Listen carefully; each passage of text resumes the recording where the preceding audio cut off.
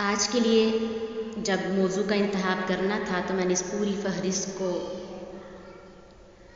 دیکھا جو ہمارے معاشرے میں اخلاقی برائیاں پائی جاتی ہیں، لیکن میں سوچ رہی تھی وہ کون سی چیز ایسی ہو جس کو اگر ہم اچھی طرح سمجھ جائیں، اس پر عمل کر لیں تو باقی بہت سی بیماریوں کا علاج ہو سکتا ہے۔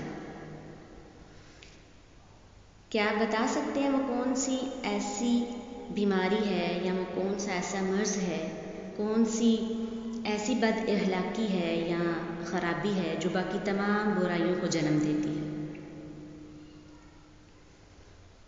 جھوٹ، جس کے بارے میں ہم عام طور پر بہت تسلی میں رہتے ہیں، بہت مطمئن رہتے ہیں کہ شکر ہے ہم میں نہیں پائی جاتی، ہم تو بالکل سچ بولتے ہیں، تو یہ بھی ایک جھوٹ ہوتا ہے۔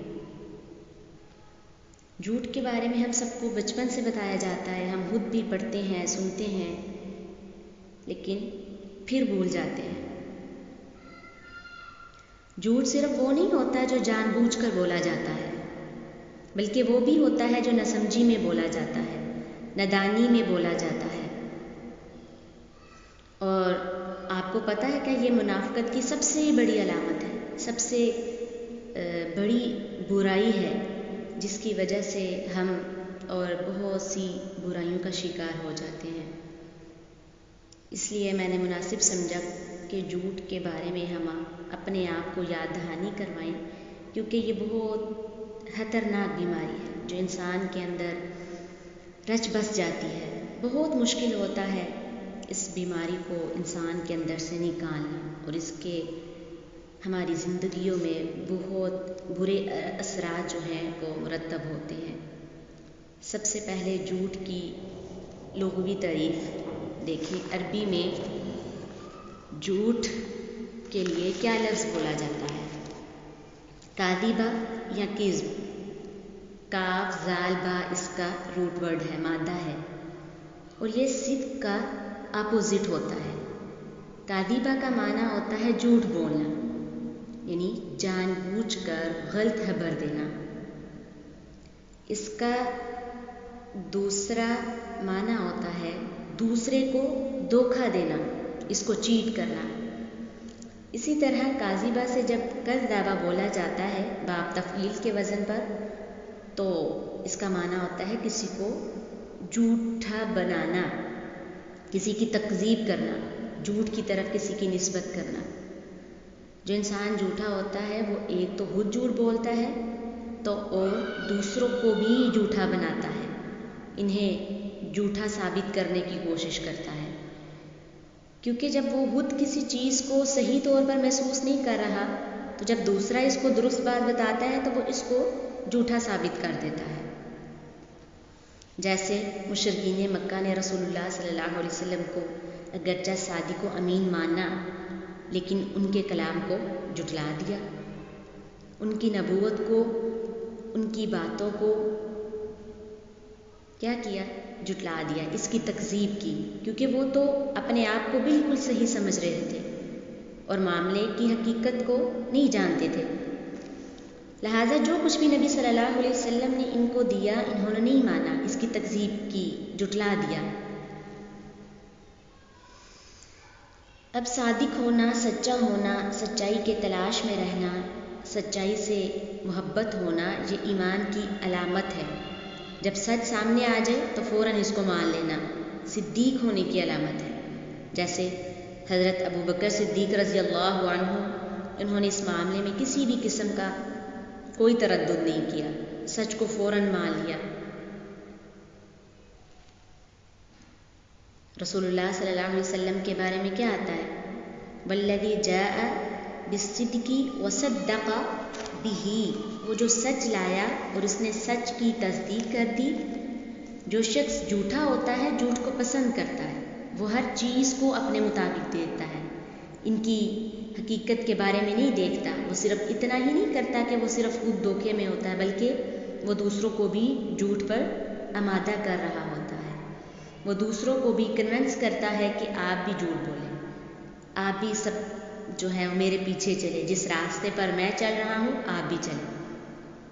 تو یہ ایک پوری چین چل پڑتی ہے، پورا ایک مزاج بن جاتا ہے. یعنی ایک انسان یا تو وہ سچا ہوتا ہے یا تو وہ جھوٹا. جھوٹ انسان کی پوری شخصیت کا حصہ بن جاتا ہے. اس لیے اس معاملے میں اور زیادہ محتاط ہونے کی ضرورت ہے. امام راغب اصفہانی لکھتے ہیں جھوٹ اقوال کا بھی ہوتا ہے اور افعال میں بھی ہوتا ہے. اللہ تعالیٰ فرماتے ہیں انما یفتری الکذب الذین لا یؤمنون، جھوٹ تو وہی لوگ باندھتے ہیں جو اللہ کی آیات پر ایمان نہیں رکھتے. یہ قول کا جھوٹ ہے، وہ یہ مثال دیتے ہیں. اور ایک جگہ اللہ تعالیٰ نے فرمایا واللہ یشہد ان المنافقین لکاذبون، اور اللہ شہادت دیتا ہے کہ بے شک منافق البتہ جھوٹے لوگ ہیں. منافقین کو جھوٹا کہا گیا. کیا وہ ہر وقت جھوٹ بولتے تھے؟ نہیں، وہ تو کہتے تھے انک لرسول اللہ. سورۃ منافقون کی پہلی آیت میں آتا ہے نا اذا جاءک المنافقون قالوا نشہد انک لرسول اللہ. جب منافق آپ کے پاس آتے ہیں تو وہ کہتے ہیں آپ کو بے شک آپ اللہ کے رسول ہیں. تو کیا وہ جھوٹ کہتے ہیں؟ ویسے کتنی حیرانگی کی بات ہے نا، منافق زبان سے سچ بول رہے ہیں اور اللہ تعالیٰ ان کو جھوٹا کہہ رہے ہیں. اذا جاءک المنافقون قالوا نشہد انک لرسول اللہ، کہ جب منافق آپ کے پاس آتے ہیں تو وہ کہتے ہیں آپ کو بے شک آپ اللہ کے رسول ہیں. واللہ یعلم انک لرسولہ، اور اللہ جانتا ہے بے شک آپ اس کے رسول ہیں. واللہ یشہد، اور اللہ تعالیٰ گواہی دے رہا ہے ان المنافقین لکاذبون، بے شک منافق جھوٹے ہیں. لیکن وہ تو کہہ رہے ہیں کہ آپ اللہ کے رسول ہیں. تو آپ اللہ کے رسول ہیں، اللہ تعالیٰ ان کو جھوٹا کہہ رہے ہیں. کیوں؟ کیونکہ ان کے دل میں اس کا کوئی یقین نہیں تھا. ان کا دل کچھ اور سمجھتا تھا اور ان کی زبان کچھ اور کہہ رہی تھی. یہ کون سا جھوٹ ہو گیا؟ چاہے انسان زبان سے سچ بولے، اگر اس کا دل ساتھ نہیں دے رہا تو یہ اعتقادی جھوٹ ہوتا ہے، عملی جھوٹ. اب آپ اپنا محاسبہ کریں، دن میں کتنے ہی ایسے حالات گزرتے ہیں کہ ہمارا دل کچھ اور کہہ رہا ہوتا ہے، ہماری زبان کچھ اور. پھر کیا ہوا؟ وہ بظاہر وہ بات صحیح لگ رہی ہوتی ہے لیکن ہمارا دل اس کی گواہی نہیں دے رہا ہوتا. یہ جو دل اور زبان کا فرق ہے، قول اور فعل کا فرق ہے، یہ بھی جھوٹ کی قسم ہے. ہمارے دل کا ہمارے علاوہ کس کو علم ہے؟ صرف اللہ کی ذات کو. کسی انسان کو نہیں پتا کہ کسی کے دل میں کیا چل رہا ہے.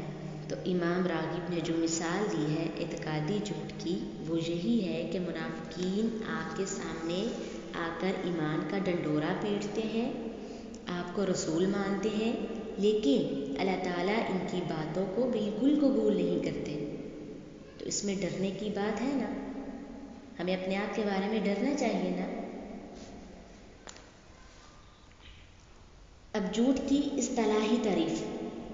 جو جانی کہتے ہیں جھوٹی خبر سے مراد ایسی بات کہنا جو واقعے کے مطابق نہ ہو، جو حقیقت کے مطابق نہ ہو. اور یہ بھی کہا گیا اسی خبر دینا کہ جب کسی کی خبر دی گئی وہ ویسا نہیں ہے.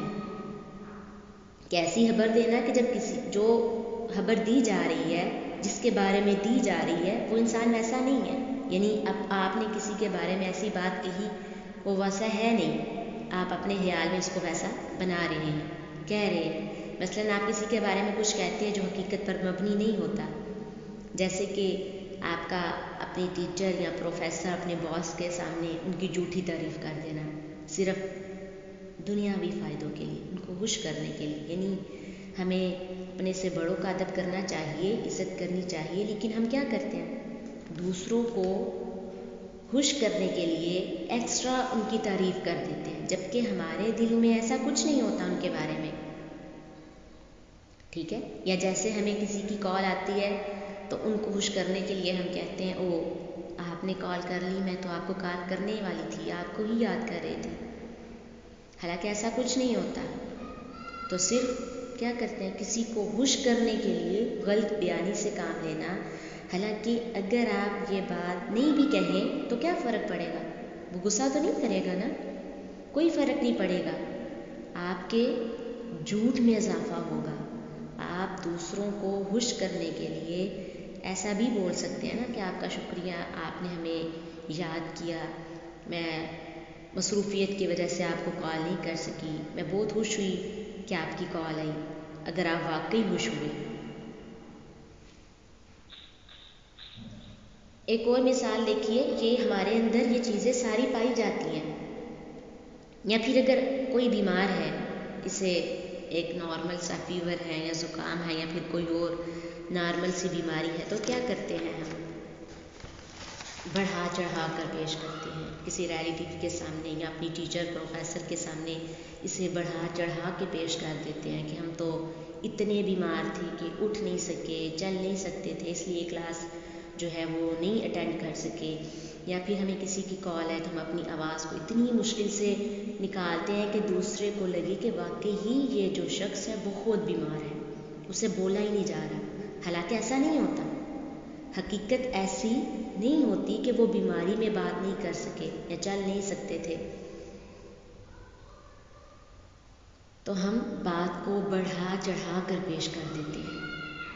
ایسی تمام باتیں جو ہو رہی ہوتی ہیں ہم سے یا ہمارے آس پاس، ان سب کو زندگی سے نکالنے کی ضرورت ہے تاکہ ہم اللہ کے ہاں صدیق لکھے جائیں۔ صراط الذین انعمت علیہم، ان لوگوں کا راستہ جن پر تو نے انعام کیا۔ کون لوگ ہیں وہ جن پر انعام ہوا ہے؟ نبیین، صدیقین، شہداء، صالحین۔ کیا آپ صدیقین میں شمار ہونا چاہتی ہیں؟ صدیقین کا مرتبہ اور مقام جو ہے وہ بہت اونچا ہے، بہت بلند ہے، وہ مقام انبیاء کے بعد ہے۔ اگر ہم چاہتے ہیں کہ ہم اعلیٰ لوگوں کے ساتھ اٹھائے جائیں، انبیاء کی صحبت حاصل ہو، تو پھر ضروری ہے کہ ہم اپنی زندگی کے اندر سچائی کو لازم پکڑیں۔ یہ اسی وقت ممکن ہے کہ بے سوچے سمجھے اور سوچ سمجھ کر بولے گئے جھوٹ کو چھوڑنا شروع کر دیں۔ ابن حجر اسقلانی جھوٹ کی تعریف کرتے ہیں، ان کی مشہور کتاب ہے فتح الباری، صحیح بخاری کی شرح ہے۔ وہ کہتے ہیں الکاذب هو الاخبار بشیء علی خلاف ما هو علیہ سواء کان عمدا ام خطأ۔ فتح الباری والیوم 6 میں لکھا ہوا ہے، کسی چیز کے بارے میں ایسی خبر دینا جو خلاف حقیقت ہو، خواہ جان بوجھ کر ہو یا انجانے میں۔ اگر کوئی شخص بھول کر غلط بات کر رہا ہے تو بھی جھوٹ ہے۔ یہ غلط فہمی دور ہو جانی چاہیے کہ میں تو بھول گیا، اگر بھول گئے تو دوبارہ درست بات کر دے، بتا دے کہ جو پہلے بات کی تھی وہ میں بھول گئی تھی، اب اصل بات یہ ہے۔ مثلاً بھول چوک میں جو ہم جھوٹ بولتے ہیں وہ کیا ہوتے ہیں؟ بعض اوقات ہم کہیں راستے میں ہوتے ہیں تو کال آتی ہے کہاں پہنچے ہو، تو ہم ان کی تسلی کے لیے ہم قریب کی جگہ بتا دیتے ہیں۔ اگر آپ کو ڈانٹ کا ڈر ہے یا آپ یہ سوچ رہے ہیں کہ گھر والوں کا موڈ خراب ہوگا، تو آپ کال ریسیو نہیں کریں، میسیج فارورڈ کر دیں، بس ہم کچھ دیر میں آ جاتے ہیں، ریزن گھر آ کے بتا دیتے ہیں، تو جھوٹ بولنے کی ضرورت ہی نہیں ہے۔ تو جھوٹ بولنا نہیں چاہیے۔ آپ نے یہ سب ہمارے ساتھ، یہ جو معاملات ہیں یہ سب ہمارے ساتھ اکثر ہوتے رہتے ہیں نا، کہ کال آتی ہے تو ہم جھوٹ بول دیتے ہیں، ہم فلاں جگہ پہ ہیں، فلاں پہ ہیں، لیکن حقیقت میں ایسا کچھ نہیں ہوتا۔ ہم بہت سی چیزوں کو سیریس لیتے نہیں ہیں کہ کچھ بھی جواب دے دو کوئی فرق نہیں پڑتا، بعد میں دیکھی جائے گی۔ ایسے موقعوں پر بھی جو متقی ہوتا ہے وہ سوچ سمجھ کر بولتا ہے، نہیں ایسا نہیں، ایسا نہیں ہے۔ بعض اوقات ہم گھر سے ہی لیٹ نکلتے ہیں تو دوسرے کو کہتے ہیں کہ ٹریفک میں پھنس گئے، کبھی کوئی بہانہ بنا دیتے ہیں، کبھی کوئی بہانہ۔ اگر آپ یہ کہہ دیں کہ ہم گھر سے ہی لیٹ نکلے تھے، معذرت کرتے ہیں دیر ہو گئی، تو کیا ہوگا؟ بس تھوڑی سی انسلٹ ہوگی۔ دنیا کی بے عزتی کو برداشت کر لیں، آخرت کو خراب نہ کریں۔ جھوٹ بول کر عزت رکھ لیتے ہیں، پھر وہی غلطی زندگی بھر دہراتے چلے جاتے ہیں، کیونکہ ہمیں احساس ہی نہیں ہم غلط کر رہے ہیں۔ ہم غلط کہہ رہے ہیں؟ جھوٹ کے بارے میں ہمارا دین کیا کہتا ہے؟ ہماری شریعت کیا کہتی ہے؟ جھوٹ کبیرہ گناہ ہے، اسے کبیرہ گناہوں میں شمار کیا گیا ہے۔ کبیرہ گناہوں میں سب سے بڑا گناہ کون سا ہے؟ شرک۔ شرک میں بھی دراصل کیا ہے؟ جھوٹ ہے۔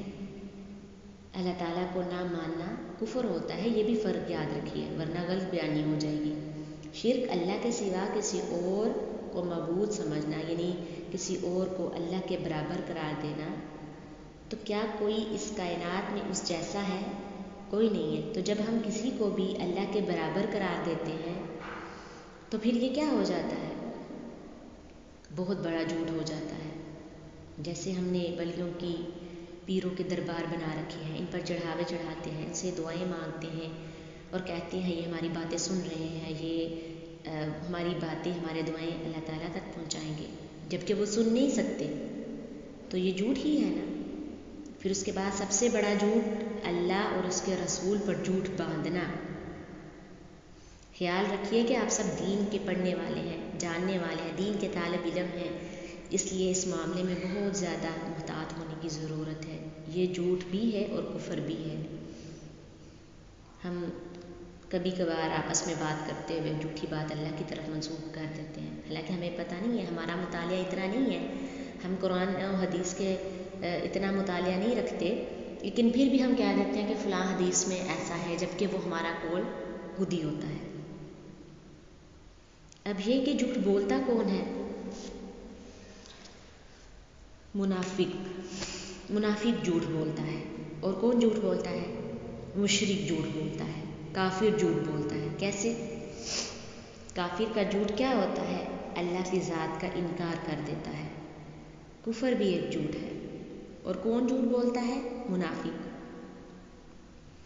کیا مومن بھی جھوٹ بولتا ہے؟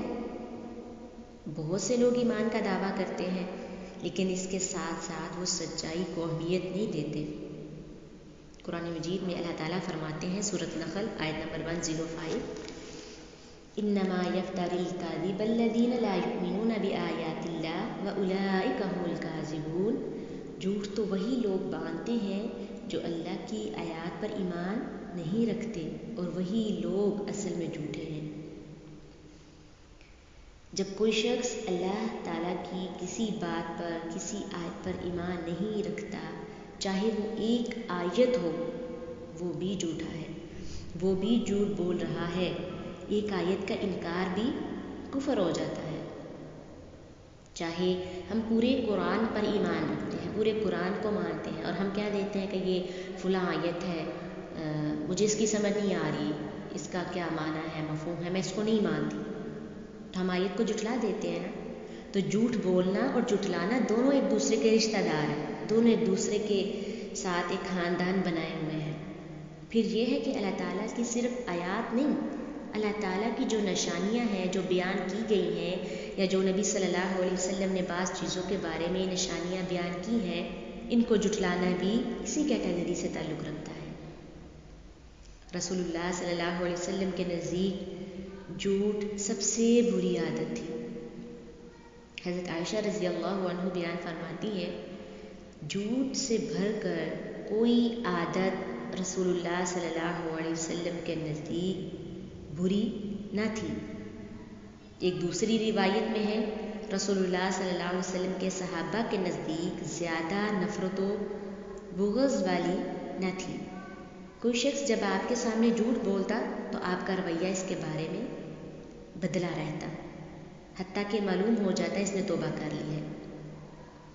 کیا رویہ ہوتا تھا رسول اللہ صلی اللہ علیہ وسلم کا جھوٹے شخص کے بارے میں؟ جب آپ کو پتہ چلتا کہ فلاں شخص جو ہے وہ جھوٹ بولتا ہے، آپ اس کے ساتھ اپنا رویہ چینج کر دیتے، بدل دیتے تھے، ان کی شفقت اور محبت تبدیل ہو جاتی تھی، یعنی آپ کو سخت نفرت تھی جھوٹ سے۔ آپ اپنا رویہ کیوں بدلتے تھے؟ تاکہ وہ شخص پلٹ آئے اور سچ کے راستے پہ چل پڑے۔ اس کے برعکس اگر ہم اپنے آپ کو دیکھیں تو ہم کیا کرتے ہیں؟ ہمیں پتہ ہوتا ہے کہ سامنے والا انسان جو ہے جھوٹ بول رہا ہے، سامنے سے ہی بات پر مکر رہا ہے اور بات بات پر جھوٹ بولتا ہے، لیکن پھر بھی ہم اس کے ساتھ اپنا رویہ نہیں بدلتے، یا پھر جانتے بوجھتے ماننا ہی نہیں چاہتے کہ وہ جھوٹا ہے، یا پھر بعض لوگ اپنا رویہ بدلے بھی تو دوسرے لوگ اسے باتیں سنانا شروع کر دیتے ہیں، حالانکہ انہیں بھی پتہ ہوتا ہے وہ انسان جھوٹ بول رہا ہے، پھر بھی بولیں گے کہ پازیٹیو سوچیں۔ کیسے سوچے پازیٹیو؟ مجھے تو آج تک یہ بات سمجھ نہیں آتی کہ سامنے کوئی انسان صاف جھوٹ بول رہا ہے، ہر انسان کو پتہ ہے یہ انسان جھوٹا ہے، بات بات پر جھوٹ بولتا ہے، تو آپ اس کے بارے میں کیسے پازیٹیو سوچیں گے؟ کیسے اپنا بیہیو چینج نہیں کریں گے؟ مثلا آپ کے سامنے کوئی چوری کر رہا ہے، بدکاری کر رہا ہے، یا کسی پر تہمت لگا رہا ہے، آپ اس کے بارے میں پازیٹیو کیا سوچیں گے؟ کہ فلاں شخص چوری اس لیے کرتا ہے کہ اس نے زکوٰۃ دینی ہے کیونکہ اس کے پاس مال نہیں ہے، یہ سوچ سکتے ہیں آپ؟ اس لیے اگر کوئی جھوٹ بولتا ہے، بات بات پہ مکر جاتا ہے، تو اس کے ساتھ اپنا رویہ چینج کریں، اسے بھی پتہ چلے کہ آپ کو بہت برا لگتا ہے اس کا جھوٹ بولنا، تاکہ وہ آئندہ احتیاط کرے، تاکہ وہ صحیح راستے پہ چل سکے۔ جھوٹ جو ہے رشتوں کو کھا جاتا ہے، ایمان کا نقصان کرتا ہے۔ جھوٹے شخص کو لوگ کیا کہتے ہیں؟ جھوٹے شخص کو لوگ کیا کہتے ہیں؟ کہ فلاں انسان جو ہے بہت بے ایمان ہے، اس نے میرے ساتھ بڑی بے ایمانی کی ہے۔ بے ایمان کہتے ہیں نا ہم، یہ ہمارے محاورے ہیں، اس سے کیا پتہ چلتا ہے کہ لوگوں کو حقیقت میں پتہ ہے اس کا تعلق ایمان کے ساتھ ہے، اور یہ ایمان کو نقصان دینے والی چیز ہے۔ کیس کہتے ہیں، میں نے ابوبکر صدیق رضی اللہ عنہ کو یہ فرماتے ہوئے سنا، اے لوگو، جھوٹ سے اپنے آپ کو بچاؤ کہ جھوٹ ایمان سے الگ ہے، جھوٹ کا ایمان سے کوئی تعلق نہیں۔ اگر جھوٹ بولا تو ایمان جو ہے رخصت ہو جائے گا۔ پھر وہ مشہور حدیث ہے نا، آیت المنافق ثلاث اذا حدث کذب واذا وعد احلف واذا اؤتمن خان۔ منافق کی 3 نشانیاں ہیں، جب بات کرے تو جھوٹ بولے، جب وعدہ کرے تو خلاف ورزی کرے، اور جب اس کے پاس امانت رکھی جائے تو خیانت کرے۔ جس میں ان میں سے کوئی بھی عادت ہو وہ انسان کیا ہے؟ منافق ہے۔ آج کے دور میں جب ہم کسی کو منافق بولتے ہیں تو کتنا غصہ آتا ہے، کتنا برا لگتا ہے۔ آپ اس میں دیکھیں تو بنیادی خرابی کیا ہے؟ جھوٹ ہی ہے۔ کوئی شخص امانت میں خیانت کرے گا تو اسے اپنی خیانت چھپانے کے لیے جھوٹ بولنا پڑے گا۔ جب کوئی شخص وعدہ توڑے گا، وہ بھی دراصل عملی طور پر جھوٹ کا اعتقاد کرے گا، غلط کام کرے گا، کوئی عذر بہانہ تلاش کر کے وہ بھی جھوٹ میں آئے گا۔ لیکن ہم یہ سارے کام کرتے ہوئے بھی پریشان نہیں ہوتے۔ سورۃ زمر میں اللہ رب العزت ارشاد فرماتے ہیں، ان اللہ لا یہدی من ہوا کاذب کفار، بلا شبہ اللہ تعالیٰ اس کو ہدایت نہیں دیتے جو جھوٹا کافر ہو۔ جھوٹ جو ہے انسان کی سیدھے راستے کی ہدایت میں رکاوٹ ہے۔ تو منافق کا کیا انجام ہے؟ اس کی نمازیں، روزے، کچھ بھی قبول نہیں، وہ سب ضائع ہو جاتے ہیں۔ منافق عبادت بھی کرتا ہو لیکن نفاق کی وجہ سے اس کے اوپر ایماندار ہونے کا، نمازی حاجی ہونے کا کوئی لیبل نہیں لگایا جائے گا۔ اللہ تعالیٰ کے نزدیک، اللہ کے ہاں وہ جھوٹا ہی قرار پائے گا، منافق ہی قرار پائے گا۔ جھوٹے انسان کی کوئی عبادت قابل قبول نہیں، جتنے مرضی روزے رکھ لے، نوافل پڑھ لے، راتوں کو قیام کر لے، تو کوئی فائدہ نہیں۔ صحیح بخاری کی حدیث، رسول اللہ صلی اللہ علیہ وسلم نے فرمایا، من لم یدع قول الزور والعمل به فليس لله حاجة في أن يدع طعامه وشرابه، جس نے جھوٹ اور اس کے مطابق عمل کو ترک نہ کیا تو اللہ تعالیٰ کو اس کے طعام و شراب چھوڑنے کی کوئی حاجت نہیں۔ اس حدیث میں رسول اللہ صلی اللہ علیہ وسلم نے امت کو تنبیہ کی ہے کہ اللہ تعالیٰ جھوٹ اور اس کے مطابق عمل کرنے والے شخص کا روزہ بھی قبول نہیں فرماتے۔ اس لیے تو صحابہ کرام منافقت کے بارے میں بہت ڈرتے تھے، پریشان ہوتے تھے۔ سب سے زیادہ حضرت عمر رضی اللہ عنہ تھے ڈرنے والے۔ رسول اللہ صلی اللہ علیہ وسلم نے کسی صحابہ کو منافقوں کے نام بتائے تو عمر رضی اللہ عنہ ان کے پاس چلے گئے، ان سے شدت سے پوچھا کہ کہیں میرا نام ان میں تو نہیں ہے۔ اتنا ڈرتے تھے۔ آج ہم میں سے کسی کو فکر نہیں ہے کہ ہمارا نام کس لسٹ میں ہے اللہ کے ہاں۔ رسول اللہ صلی اللہ علیہ وسلم نے ایک اور موقع پر فرمایا، 3 خصلتیں جس میں ہوں گی وہ منافق ہوگا، اگرچہ وہ روزے رکھے، نماز ادا کرے، حج اور عمرہ کرے، لیکن اگر یہ کام نہیں چھوڑے تو منافق ہوگا، خواہ وہ یہ کہے کہ میں مسلمان ہوں۔ اور وہ خصلتیں ہیں، جب بات کرے تو جھوٹ بولے، جب وعدہ کرے تو وعدہ خلافی کرے، جب امانت دی جائے تو خیانت کرے۔ یہ پہلے بھی حدیث میں نے پڑھی ہے۔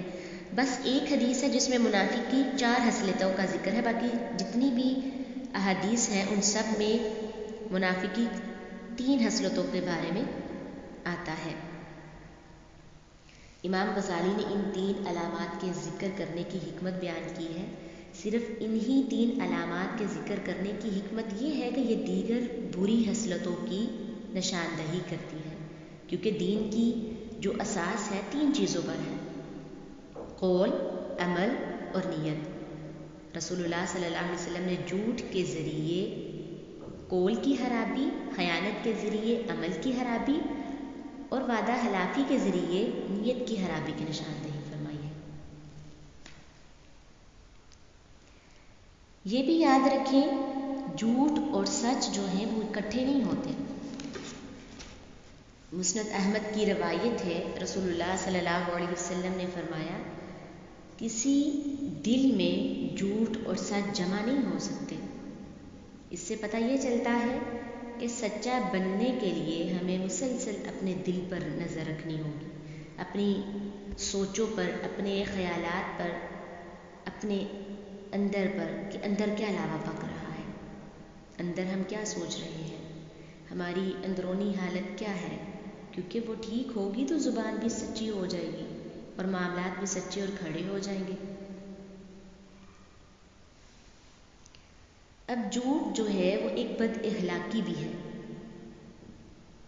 مثلا ایک شخص بالکل سچ بول رہا ہے، وہ سچا انسان ہے، ایک شخص ہے وہ اس کی بات نہیں مان رہا کہ میں نہیں مانتا یہ کیا کہہ رہا ہے، صرف جھٹلا ہی نہیں رہا، بد اخلاقی بھی کر رہا ہے۔ احنف بن قیس کہتے ہیں، کوئی بخیل سردار نہیں بن سکتا، کوئی جھوٹا دنیا میں عزت نہیں پا سکتا، کوئی برے اخلاق والا شخص متقی نہیں بن سکتا، تو بد اخلاقی جو ہے وہ تقوی کے منافی ہے۔ ایک اور عربی کا قول ہے، سچ میں عزت ہے اور جھوٹ جو ہے وہ دھوکہ دینے والا ہے۔ اگر عزت چاہتے ہو تو سچ بولو۔ جھوٹ بہت بڑی ذلت ہے، اس کی وجہ سے انسان جس طرح ذلیل ہوتا ہے کسی اور چیز سے نہیں ہوتا۔ یہ چیز آپ لوگوں نے خود محسوس کی ہوگی۔ پھر اسی طرح مزاح میں بھی جھوٹ بولنا منع ہے۔ عبداللہ بن مسعود کہتے ہیں، سنجیدگی اور مزاح کی صورت میں بھی جھوٹ بولنا صحیح نہیں ہے۔ ایک اور جگہ رسول اللہ صلی اللہ علیہ وسلم نے فرمایا، میں اس شخص کے لیے جنت درمیان میں گھر کا ضامن ہوں۔ جنت میں جو درمیانی حصہ ہے اس گھر کا ضامن ہوں جو مزاح میں جھوٹ کو ترک کر دیتا ہے۔ اگر ہمیں جنت میں گھر چاہیے تو ہمیں مذاق میں بھی جھوٹ بولنا چھوڑنا ہوگا۔ اسی طرح کوئی بھی بچے سے ایسا وعدہ نہ کرے جس کو وہ پورا نہ کر سکے۔ اس سے یہ پتہ چلتا ہے کہ بچوں سے بھی جھوٹ نہیں بولنا چاہیے۔ کسی بھی چھوٹی بات پر قسم کھانے سے بھی گریز کرے، انسان جو ہے وہ تباہ و برباد ہو جاتا ہے۔ رسول اللہ صلی اللہ علیہ وسلم نے فرمایا والیمین الفاجرۃ تدع الدیار بلاقع، جھوٹی قسم گھروں کو چٹیل اور ویران کر دیتی ہے۔ اور اس جھوٹی قسم کا اتنا نقصان ہے کہ اس کا اثر صرف کھانے والے پر نہیں ہے بلکہ اس کے گھر پر بھی پڑتا ہے۔ تو اللہ تعالیٰ ہم سب کو اس سے پاک فرما دے۔ ایک اور جگہ رسول اللہ صلی اللہ علیہ وسلم نے فرمایا الیمین الفاجرۃ تذہب المال او تذہب بالمال، جھوٹی قسم مال کو ختم کر دیتی ہے۔ جھوٹی قسموں کی وجہ سے بہت سے لوگوں کو برباد ہوتا دیکھا ہے، لوگوں کے بزنس جو ہیں وہ ٹھپ ہو جاتے ہیں۔ اللہ تعالیٰ ہم سب کو ایسی تمام چیزوں سے محفوظ رکھے۔ آپ کو پتہ ہے کہ جھوٹ سننے کی بھی مذمت ہے۔ ہر سنی ہوئی بات بیان کرنا جھوٹ تک لے جانے والی باتوں سے ایک یہ ہے کہ آدمی جو کچھ سنے اس کو تحقیق اور بغیر ثبوت کے دوسروں کے سامنے بیان کر دے، جیسا سنا ویسے ہی آگے سنا دیا۔ تو نبی صلی اللہ علیہ وسلم نے اس سے منع کیا ہے۔ کفا بالمرء کاذبا ان یحدث بکل ما سمع، آدمی کے لیے یہ جھوٹ کافی ہے کہ ہر سنی ہوئی بات بیان کر دے، حالانکہ اسے نہیں پتا کہ یہ سچ ہے یا جھوٹ ہے، تو فوراً جیسے سنا ویسے بیان کر دیا۔ تو اس سے یہ پتہ چلتا ہے جس شخص نے ہر سنی ہوئی بات بیان کر دی تو اس کے لیے جھوٹ کا کافی حصہ حاصل ہو جاتا ہے، کیونکہ انسان اچھی بری صحیح اور غلط باتیں سنتا ہے۔ جب وہ سب باتیں بیان کرے گا تو غلط اور جھوٹ باتیں بھی بیان کرے گا نا، پھر وہ باتیں اس سے نقل کی جائیں گی تو وہ خود اپنے نفس ہی میں جھوٹا ہوگا۔ تو جھوٹ کیا کرتا ہے؟ انسان کے دل کو مردہ کر دیتا ہے، انسان کو بے حس بنا دیتا ہے، انسان کے اندر دین سے، اللہ کی بات سے، سچ سے بالکل دلچسپی نہیں رہتی۔ پھر آپ دیکھیں سورۃ بقرہ کے شروع میں اللہ تعالیٰ کہتے ہیں وَلَهُمْ عَذَابٌ أَلِيمٌ بِمَا كَانُوا يَكْذِبُونَ، اور ان کے دردناک عذاب ہے۔ وَلَهُمْ عَذَابٌ أَلِيمٌ، ان کے لیے دردناک عذاب ہے۔ بِمَا كَانُوا يَكْذِبُونَ، اس وجہ سے کہ وہ جھوٹ کہتے ہیں۔ جھوٹ ایک ایسی برائی جس کی سزا دنیا میں بھی ملتی ہے۔ نبی صلی اللہ علیہ وسلم نے فرمایا کوئی گناہ اس لائق نہیں کہ اللہ اس کے کرنے والے کو دنیا میں جلدی سزا نہ دے اور اس کے ساتھ ساتھ آخرت میں بھی اس کی سزا جمع رکھے، جیسے قطع رحمی، خیانت اور جھوٹ۔ یہ تین خرابیاں جو ہیں ایسی ہیں جو شخص اس کا مرتکب ہوتا ہے وہ دنیا میں بھی مصیبت اٹھاتا ہے اور آخرت میں تو ویسے اس کے لیے عذاب تیار کر رکھا ہے۔ اور جھوٹ کی ایک خرابی یہ بھی ہے کہ یہ بے برکتی کا باعث ہوتا ہے۔ رسول اللہ صلی اللہ علیہ وسلم نے فرمایا بیچنے والے خریدنے والے کو اختیار ہے جب تک دونوں جدا نہ ہوں وہ اپنا سودا واپس کر سکتے ہیں۔ اگر وہ سچ بولے اور صاف صاف بیان کرے تو دونوں کی تجارت میں برکت ہوگی۔ یعنی سودے کا عیب نہ چھپائے۔ جھوٹ ایک ایسی چیز ہے کہ نہ عبادت قبول، نہ ایمان باقی، اور نفاق کی مہر الگ سے لگ جاتی ہے، اور مال بھی کم ہوتا ہے۔ ظاہری بات ہے ہم نے جب مال بیچنا ہے، سودا کرنا ہے تو اس کے عیب اگر چھپائیں گے تو برکت کیسے آئے گی؟ یعنی دنیاوی نقصان، دنیا میں بھی ذلت، تو یہ کوئی چھوٹی چیز نہیں ہے۔ عبداللہ بن مسعود بیان کرتے ہیں کہ نبی صلی اللہ علیہ وسلم نے فرمایا بلا شبہ سچ آدمی کو نیکی کی طرف بلاتا ہے اور نیکی جنت کی طرف لے جاتی ہے۔ ایک شخص سچ بولتا ہے یہاں تک کہ اللہ کے ہاں صدیق کا لقب اور مرتبہ حاصل کر لیتا ہے، یعنی اس کا نام صدیقین کی لسٹ میں آ جاتا ہے۔ بلا شبہ جھوٹ برائی کی طرف لے جاتا ہے اور برائی جہنم کی طرف لے جاتی ہے۔ ایک شخص جھوٹ بولتا رہتا ہے یہاں تک کہ اللہ کے ہاں بہت جھوٹا لکھ دیا جاتا ہے، کذاب۔ اب آپ سوچیں جس انسان کا نام جھوٹوں کی لسٹ میں ہے، قیامت کے دن اسے کتنی شرمندگی ہوگی، کیا منہ دکھائے گا وہ اللہ تعالیٰ کو۔ آج سے آپ اپنا محاسبہ شروع کر دیں۔ روز رات سونے سے پہلے آپ سوچیں کہ آپ نے آج سارے دن میں کیا جھوٹ بولا ہے، کیا ہم سے غلط بیانی ہو گئی ہے، اگر کی ہے تو اسے آپ جو ہے وہ اپنی ڈائری تیار کریں، اس میں لکھیں۔ شاید آپ لکھی ہوئی لسٹ کو دیکھ کر شرمندہ ہوں اور جھوٹ چھوٹ جائے۔ ہم جو ہے اگر اپنا محاسبہ کریں، جو پچھلا سال گزر چکا ہے، اس پورے سال میں ہم نے کتنے جھوٹ بولے ہیں، کتنی ہم سے غلط بیانیاں ہوئی ہیں، تو اللہ تعالیٰ سے معافی مانگے اور اس نئے سال کا جو آغاز ہوا ہے اس کو سچائی کے ساتھ کریں۔ یونس بن بشیر بیان کرتے تھے کہ ہر خصلت چھوٹنے کی امید ہے سوائے جھوٹ کے، یعنی جھوٹ کی جب عادت پڑ جاتی ہے نا تو وہ عادت ایسی ہوتی ہے کہ انسان کو احساس بھی نہیں ہوتا اور وہ اس کو چھوڑ بھی نہیں سکتا۔ قرآن میں اللہ تعالیٰ ارشاد فرماتے ہیں یا ایھا الذین آمنوا اتقوا اللہ وکونوا مع الصادقین، اے ایمان والو اللہ تعالیٰ سے ڈرو اور سچ بولنے والوں کے ساتھ ہو جاؤ۔ آپ نے سنا دنیا میں بھی جو ہے وہ جھوٹ کی سزائیں ملتی ہیں، انسان تباہ و برباد ہو جاتا ہے، رشتہ داریاں چھوٹ جاتی ہیں۔ اب مرنے کے بعد کیا سزا ہے؟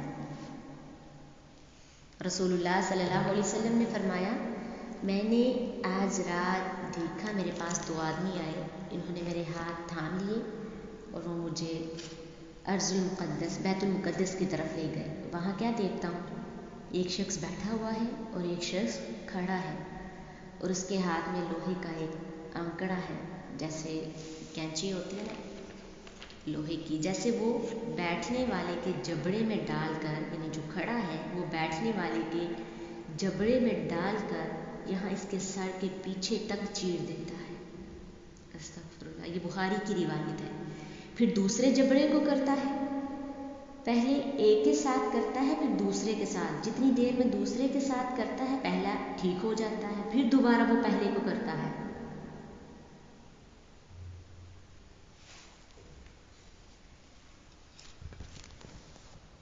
پھر دوسرے کو، پھر پہلے کو، پھر دوسرے کو۔ میں نے پوچھا یہ کیا ہو رہا ہے؟ انہوں نے کہا، یعنی بعد میں بتایا، انہوں نے کہا وہ جو تم نے دیکھا تھا اس آدمی کا جبڑا لوہے کے آنکڑے سے پھاڑا جا رہا تھا۔ وہ جھوٹا آدمی تھا، جھوٹی باتیں بیان کیا کرتا تھا، اس سے جھوٹی باتیں دوسرے لوگ سنتے، اس طرح ایک جھوٹی بات دور دور تک پھیل جایا کرتی تھی۔ وہ چھوٹے موٹے جھوٹ نہیں، جھوٹ کی نشر و اشاعت کرنے والا تھا، جھوٹ پھیلانے والا تھا، اسے قیامت تک یہی عذاب ہوتا رہے گا۔ رسول اللہ صلی اللہ علیہ وسلم نے ایک اور جگہ کذاب کی سزا بیان فرمائی، جس کا جھوٹ دنیا میں پھیل جاتا ہے تو روز قیامت تک اس کے جبڑے کو آگ میں چیرا جاتا ہے۔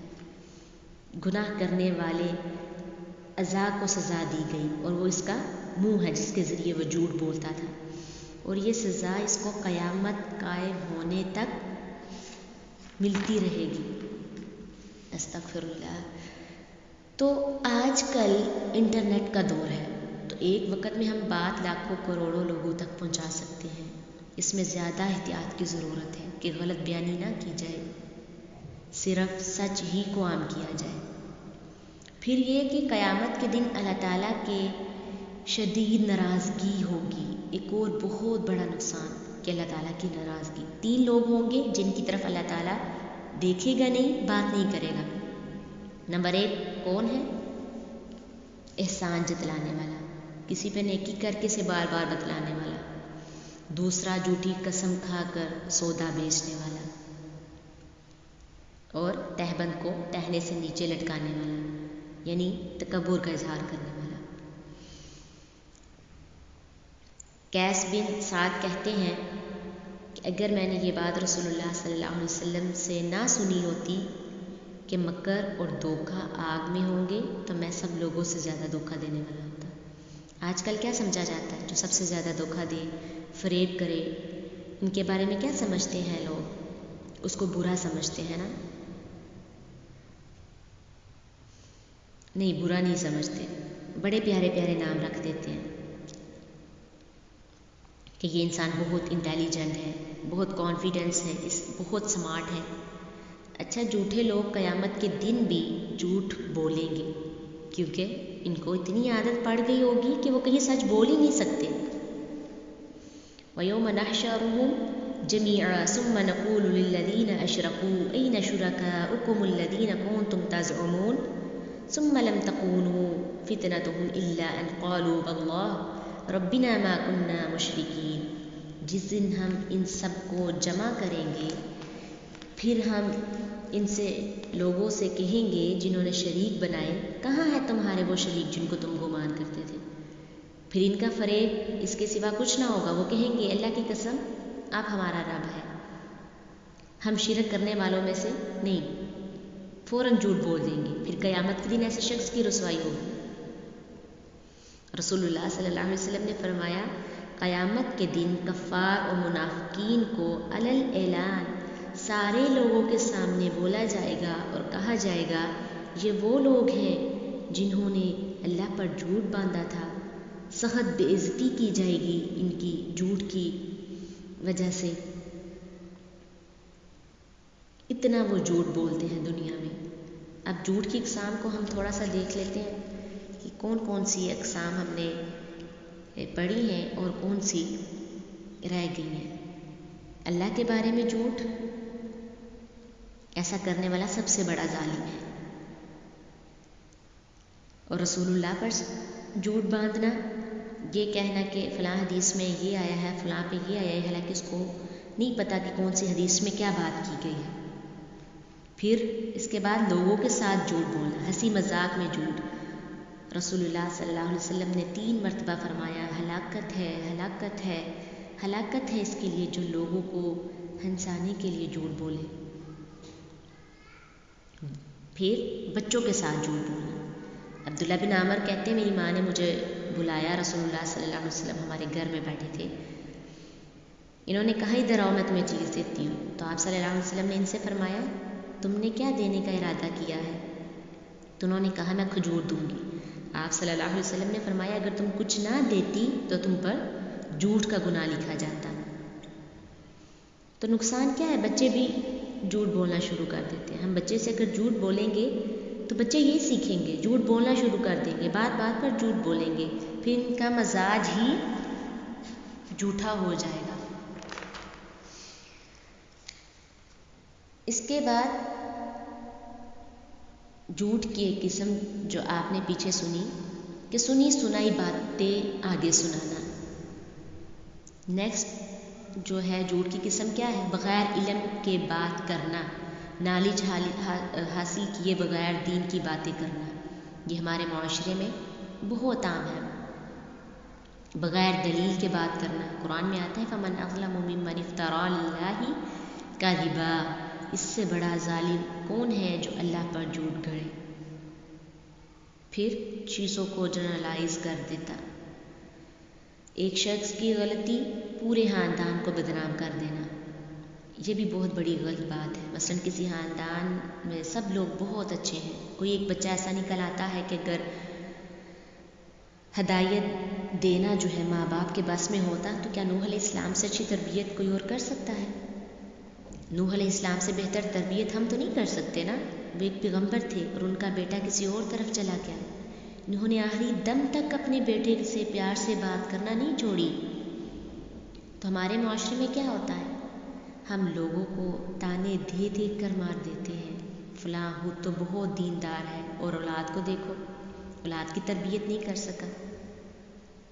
حضرت عائشہ رضی اللہ عنہ فرماتی ہیں کہ رسول اللہ صلی اللہ علیہ وسلم نے فرمایا جھوٹا الزام لگانے میں سب سے بڑا مجرم وہ ہے جو ایک آدمی کے عیب بیان کرنا چاہتا ہے لیکن پورے قبیلے کی مذمت کرتا ہے، پورا خاندان کو رسوا کر دیتا ہے۔ اور یہ بات جو ہے ہمارے معاشرے میں بہت عام ہو چکی ہے کہ غلطی ایک کی ہوتی ہے، ہم رسوا جو ہے پورے خاندان کو کرتے ہیں، خاندان سے ملنا جلنا چھوڑ دیتے ہیں۔ کہ فلاں نے اس وقت ہماری اولاد کے بارے میں یہ بات کی تھی کہ آپ اولاد کی تربیت نہیں کر سکے، دین کی طرف نہیں چڑھ سکا، تو اپنی اولاد کو دیکھو۔ اکثر علماء کے بارے میں یہ کہا جاتا ہے نا۔ پھر جھوٹا خواب سنانا، جھوٹ کی ایک قسم ہے، یہ بھی جھوٹ کی ایک قسم ہے کہ نبی صلی اللہ علیہ وسلم نے فرمایا جس نے ایسا خواب بیان کیا جو اس نے دیکھا ہی نہیں تو اسے قیامت کے دن 2 دانوں کے درمیان گرا لگانے کا کہا جائے گا، جو اس سے نہیں لگیں گی، وہ سخت پریشان ہوگا۔ اور جھوٹ کی ایک قسم جھوٹی پیشن گوئیوں کو عام کرنا، یہ کہنا کہ یہ ہفتہ کیسے گزرے گا، فلاں دن کیسے گزرے گا، نجومیوں کے پاس جانا، ان سے قسمت معلوم کرنا، اس طرح لوگوں کو پریشان کرنا، ایسی باتوں سے پرہیز کرنا چاہیے۔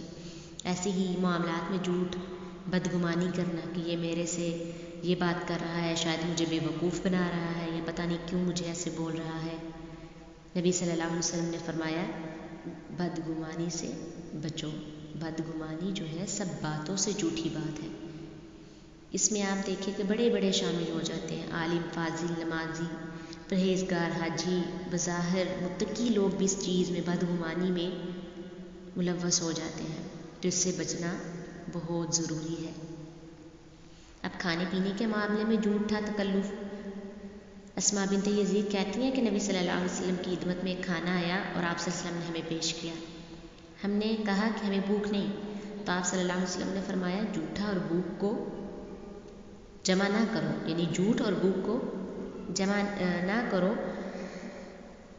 کوئی آپ کو کھانا پیش کرتا ہے تو کھانا اگر آپ چاہتے ہیں تو کھا لو، اگر نہیں کھانا چاہتے تو نہ کھاؤ۔ جھوٹ تو نہیں بولو نا کہ مجھے بھوک نہیں ہے، اگر آپ کو کھانا نہیں پسند تو آپ بول دو کہ مجھے نہیں پسند، اس وجہ سے میں نہیں کھانا چاہتی۔ پھر ایک جو ہے جھوٹ کی بڑی علامت یہ ہے کہ ہم کسی دنیاوی فائدے کے لیے اپنا ریلیجن بدل دیتے ہیں۔ اگر ہم مسلمان نہیں ہیں تو شادی بیاہ کے معاملات میں ہم اپنے آپ کو مسلمان کہلوا دیتے ہیں، یا جاب کے سلسلے میں اگر ہمارا کوئی مسلک اور ہے تو ہم جس مسلک کے وہ ٹیچرز رکھنا چاہتے ہیں یا آفیسر رکھنا چاہتے ہیں ہم وہ مسلک بتلا دیتے ہیں۔ یہ بھی ایک بہت بڑا جھوٹ ہے جو ہمارے معاشرے میں بہت زیادہ عام ہے۔ آپ کو پتہ ہے جھوٹ چھوڑنے والے کا جنت میں کون سا مقام ہے، کہاں جگہ ہوگی؟ رسول اللہ صلی اللہ علیہ وسلم نے فرمایا میں جنت کی ایک جانب محل کا ذمہ دار ہوں، اس کے لیے جو حق پہ ہونے کے باوجود جھگڑا چھوڑ دے، اور جنت کے درمیان میں محل کا ذمہ دار ہو جو جھوٹ چھوڑ دے۔ اتنا بڑا انعام اور کیا چاہیے ہمیں، اگرچہ جھوٹ مذاق میں ہی کیوں نہ ہو۔